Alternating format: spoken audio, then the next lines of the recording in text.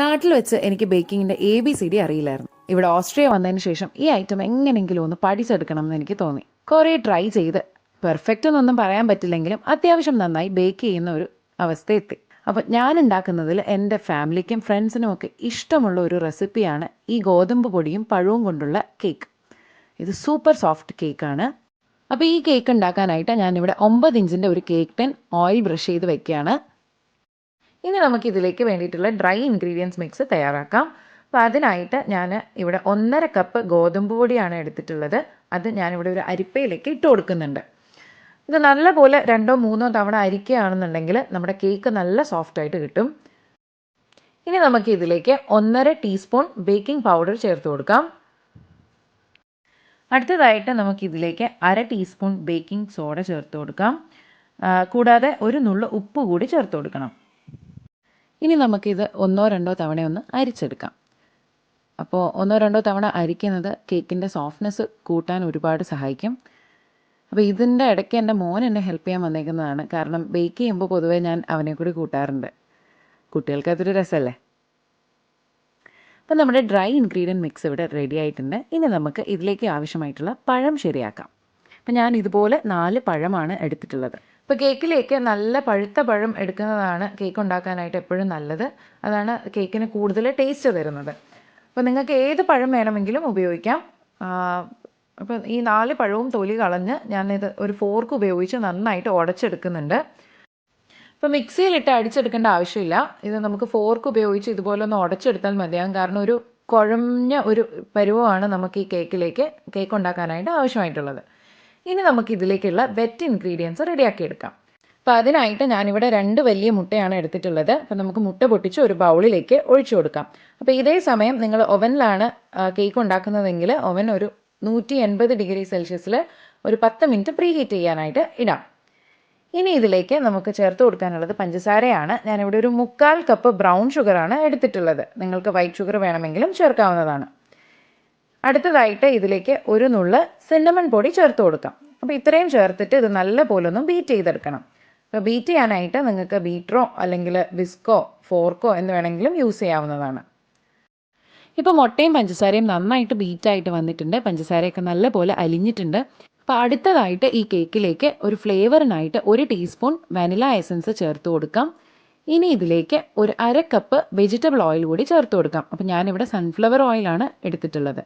അപ്പോൾ ഓയിലും കൂടി ചേർത്തിട്ട് നല്ല പോലെ ഒന്ന് ബീറ്റ് ചെയ്ത് മിക്സ് ചെയ്തെടുക്കണം. ഇനി നമ്മുടെ ഈ മിക്സിലേക്ക് ഒരു 1/2 കപ്പ് പാലാണ് ചേർക്കാനുള്ളത്. അപ്പോൾ 1/2 കപ്പ് പാല് കൂടി ചേർത്തിട്ട് ഒന്നുകൂടി നമുക്കിതൊന്ന് ബീറ്റ് ചെയ്ത് എടുക്കാം.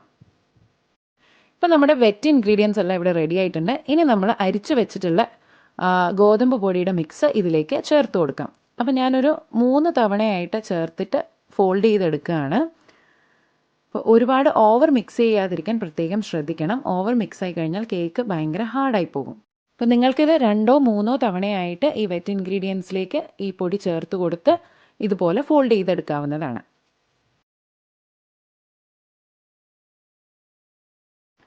ഇപ്പോൾ നമ്മുടെ കേക്ക് മിക്സ് ഇവിടെ റെഡി ആയിട്ടുണ്ട്. ഇനി ഇതിലേക്ക് നമ്മുടെ മെയിൻ ഇൻഗ്രീഡിയൻ്റ് ആയിട്ടുള്ള പഴം ചേർത്ത് കൊടുക്കാം. അപ്പോൾ ഞാൻ നല്ല ഫോർക്ക് കൊണ്ട് ഉടച്ച പഴം അങ്ങനെ ചേർത്ത് കൊടുക്കുകയാണ്. അപ്പോൾ ഇനി നിങ്ങളുടെ വീട്ടിലൊക്കെ നല്ല പോലെ പഴുത്ത പഴം ഉണ്ടെങ്കിൽ ചുമ്മാ അതെടുത്ത് കളയാൻ നിൽക്കണ്ട. ഇതുപോലെ നല്ല സോഫ്റ്റ് ആൻഡ് ടേസ്റ്റി ആയിട്ടുള്ള കേക്ക് നമുക്ക് റെഡിയാക്കി എടുക്കാവുന്നതേ ഉള്ളൂ.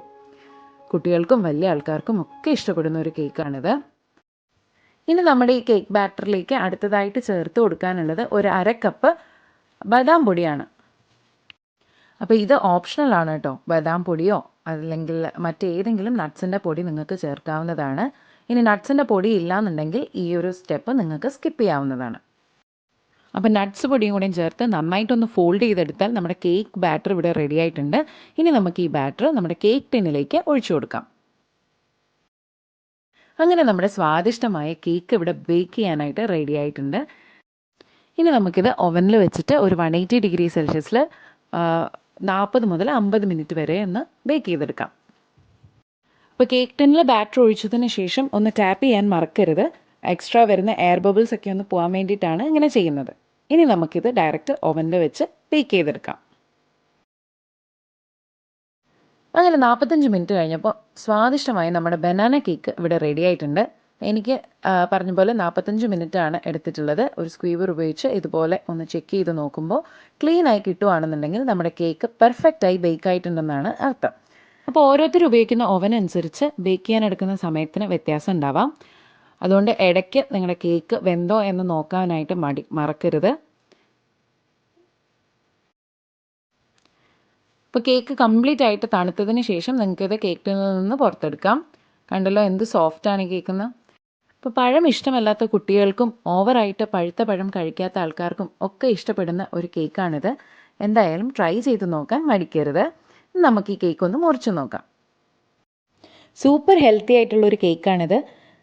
അപ്പോൾ നിങ്ങൾക്ക് കാണാമല്ലോ ഈ കേക്ക് എന്ത് സോഫ്റ്റ് ആണെന്ന്. അപ്പോൾ ഈ റെസിപ്പി നിങ്ങൾക്ക് ഇഷ്ടപ്പെട്ടെങ്കിൽ ഈ വീഡിയോ ഒന്ന് ലൈക്ക് ചെയ്യാനും കമൻറ്റ് ചെയ്യാനും അതുപോലെ തന്നെ നിങ്ങളുടെ ഫ്രണ്ട്സിനും ഫാമിലിക്കും ഒക്കെ ഒന്ന് ഷെയർ ചെയ്ത് കൊടുക്കാനും മറക്കരുതേ. അപ്പോൾ ഇതുപോലുള്ള റെസിപ്പീസിനായിട്ട് എൻ്റെ ഈ ചാനൽ ഒന്ന് സബ്സ്ക്രൈബ് ചെയ്യാനും മറക്കരുതേ. അപ്പം മറ്റൊരു വീഡിയോയുമായി നെക്സ്റ്റ് ടൈം കാണാം. അതുവരേക്കും ബൈ.